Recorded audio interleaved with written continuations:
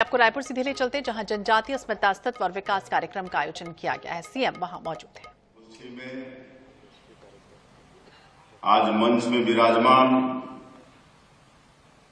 छत्तीसगढ़ के वन एवं जलवायु परिवर्तन मंत्री श्री केदार कश्यप जी, आज के संगोष्ठी के मुख्य वक्ता श्री अतुल जोग जी, अखिल भारतीय संगठन मंत्री बनवासी कल्याण आश्रम,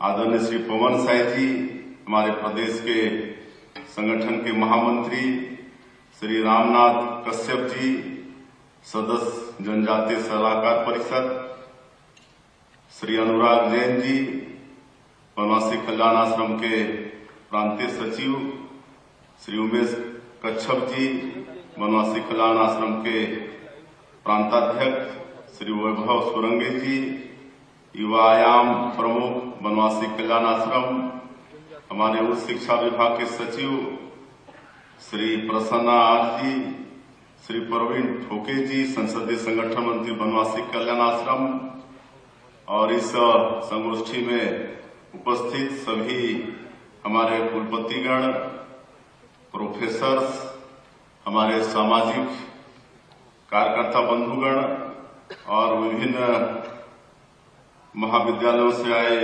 हमारे स्टूडेंट और मीडिया के मित्रगण, आप सभी को जय जोहार। और सबसे पहले तो मैं इस संगोष्ठी के आयोजन के लिए उच्च शिक्षा विभाग को बहुत बहुत धन्यवाद देता हूं, बधाई देता हूं। और जब 15 नवंबर जनजातीय गौरव दिवस की बात आई और इसको 5 अक्टूबर रानी दुर्गावती जी की जयंती से लेकर 15 नवंबर धरती आबा बिरसा मुंडा की जयंती तक मनाना है, तो 5 अक्टूबर के पहले एक बैठक हुआ था जिसमें हमारे उच्च शिक्षा विभाग के अधिकारी भी थे, हमारे कुलपतिगण भी थे, हमारे सामाजिक कार्यकर्ता भी थे, और मेरा भी सौभाग्य था कि उस बैठक में हम भी शामिल थे। और पूरे 40 दिन की उसमें रूपरेखा बनी और सरकार भी कैसे इस जनजातीय गौरव दिवस को मनाए, इस पर भी चर्चा हुई। और आज बड़े गौरव के साथ हम ये कह सकते हैं कि उस बैठक का बड़ा सार्थक परिणाम निकला। 5 अक्टूबर से लेकर 15 नवंबर तक पूरे 40 दिनों तक छत्तीसगढ़ प्रदेश के अंदर में जनजातीय संस्कृति, जनजातीय अस्मिता और जनजातीय गौरव दिवस, इस पर विभिन्न तरह के कार्यक्रम हमारे महाविद्यालयों में और भी जगह हुए। इसके लिए मैं आज के इस अवसर में हमारे कुलपतिगण, हमारे प्रोफेसर, हमारे सामाजिक कार्यकर्ता और हमारे बनवासी कल्याण आश्रम के पदाधिकारियों सबको बहुत बहुत बधाई देता हूं, धन्यवाद देता हूं। सबने मिलकर बड़े अच्छे से इतने लंबे समय तक इस कार्यक्रम को चलाया और सरकारी स्तर पर हम लोग भी 13, 14 और 15 नवंबर को इसको मनाने का प्रयास किए। और आप लोगों को बताते हुए गौरव हो रहा है कि 13 नवंबर को जो बनवासी कल्याण आश्रम का केंद्रीय कार्यालय है जसपुर, वहां पर मैं भारत वॉलंटियर्स के माध्यम से एक विशाल पदयात्रा का आयोजन था, जिसमें 15,000 से भी ज्यादा हमारे भारत वॉलंटियर्स और हमारे उस क्षेत्र के जनजातीय लोग शामिल हुए।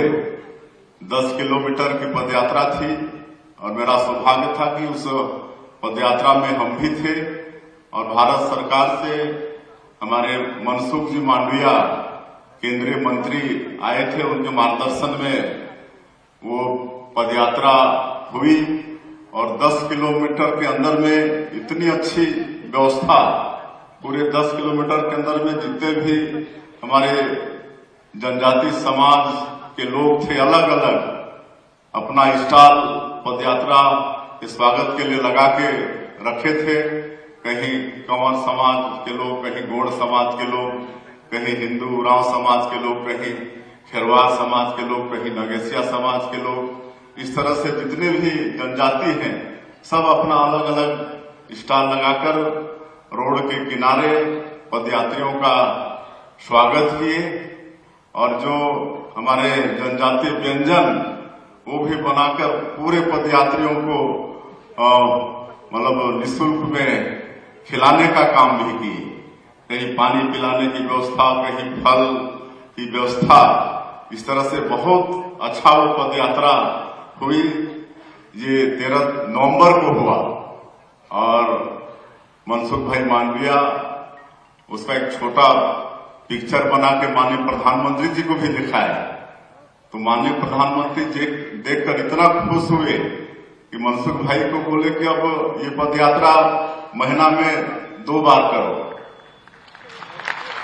और हम लोग का गौरव है छत्तीसगढ़ का और जसपुर जिले का, ये जो पदयात्रा की शुरुआत हमारे यहां से हुई। तो इस तरह से 13 तारीख की पदयात्रा यहां पर संपन्न हुआ और उसी तरह से 14 और 15 तारीख को यहां पर राज्य स्तरीय 2 दिवसीय जनजातीय गौरव दिवस का आयोजन था रायपुर के अंदर में, जिसमें 21 प्रदेश से जनजातीय समाज के कलाकार आए हुए थे। पूरे देश के 21 प्रदेश से आए थे। 28 टीम भाग ली थी और 2 दिनों तक उनका कार्यक्रम चला और 15 नवंबर को प्रत्येक जिले में जनजातीय गौरव दिवस समारोह का आयोजन था, जिसमें हर जिले में हमारे मंत्रीगण, हमारे सांसदगण, विधायकगण मुख्य अतिथि के रूप में वहां पर शामिल हुए और जो स्थानीय जिले के जो कलाकार थे जनजातीय समाज के, सबको मंच मिला।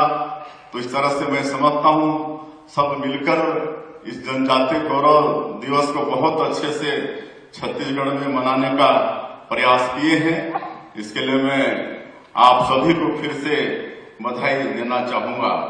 और ये जनजातीय अस्मिता एक बड़ा महत्वपूर्ण विषय है और जनजातीय समाज का इतिहास बड़ा गौरवशाली रहा है।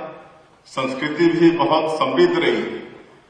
मैं तो कहता हूं जनजातीय संस्कृति और सनातन संस्कृति बिल्कुल एक साथ ये प्रारंभ हुए। जब हमको लगता है कि सृष्टि यहाँ पर शुरू हुआ है, तभी से ये जनजातीय संस्कृति भी शुरू हुई है और ये सनातन संस्कृति भी शुरू हुई है। जिस तरह से आप देखते हैं त्रेता युग में सनातनी संस्कृति के आराध्य भगवान राम रहे, तो आदिवासी संस्कृति के भी आराध्य भगवान राम रहे। हमारे जनजाति भाई लोग शुरू से ही भगवान राम को आत्मसात किए हुए हैं और आप देखेंगे कि जितने भी जनजाति समाज के लोगों के नाम में राम है ही है। सोमारू राम, मंगरू राम, बुधवारू राम, मतलब राम है ही है। तो इससे बड़ा और क्या हो सकता है हमारे जनजातीय संस्कृति के लिए। और इसलिए हम कहते हैं कि ये जनजातीय संस्कृति ये सनातन संस्कृति का उद्गम है। शुरू से ही